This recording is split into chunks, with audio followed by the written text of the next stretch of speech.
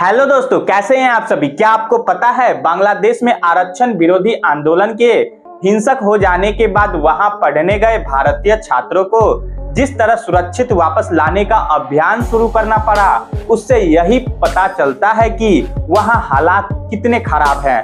हालांकि आरक्षण विरोधी उग्र प्रदर्शनों के बाद पूरे देश में कर्फ्यू लगाने के साथ सेना को भी उतार दिया गया है, लेकिन हिंसा थमने का नाम नहीं ले रही है। यह हिंसा कितनी उग्र और व्यापक है, इसका पता इससे चलता है कि अभी तक 300 से अधिक लोग मारे जा चुके हैं।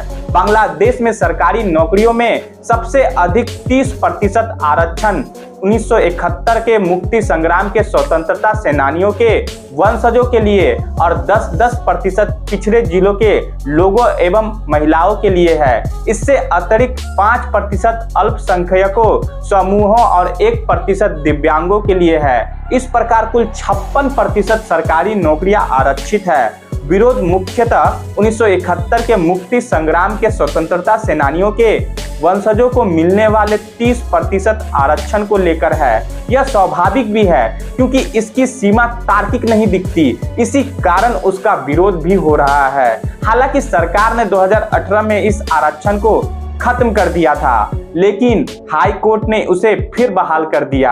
अब आरक्षण का यह मामला सुप्रीम कोर्ट में समक्ष है, लेकिन लगता है कि आरक्षण विरोधी उसके फैसले की प्रतीक्षा करने के लिए तैयार नहीं है। बांग्लादेश सरकार को इससे चिंतित होना चाहिए कि आरक्षण विरोधी आंदोलन को कट्टरपंथी तत्व ही हवा दे रहे हैं। इन तत्वों में वे भी हैं जिनका संबंध पाकिस्तानी खुफिया एजेंसी से माना जाता है और जो भारत विरोध के लिए भी जाने जाते हैं। स्पष्ट है कि भारत को वहां के हालात पर गहरी निगाह रखनी होगी। यह राहतकारी है कि अभी तक करीब 1000 भारतीय छात्र बांग्लादेश से स्वदेश आ गए हैं, लेकिन लगभग अन्य अनेक वहां फंसे हुए हैं।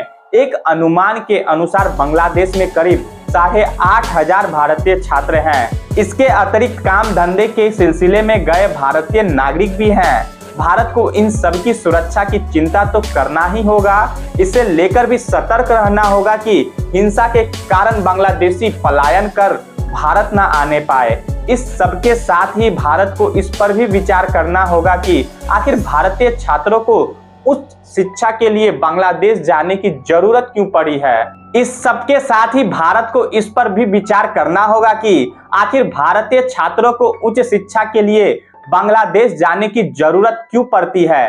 बांग्लादेश में केवल पड़ोसी भारतीय राज्यों के छात्र ही पढ़ाई करने के लिए नहीं जाते, बल्कि हरियाणा और उत्तर प्रदेश जैसे राज्यों के छात्र भी जाते हैं। इनमें एक बड़ी संख्या उन छात्रों की है जो मेडिकल की पढ़ाई के लिए जाते हैं। कोई भी समझ सकता है कि आम तौर पर ये वही छात्र होते हैं जिन्हें देश में मेडिकल की पढ़ाई का अवसर मिल नहीं पाता।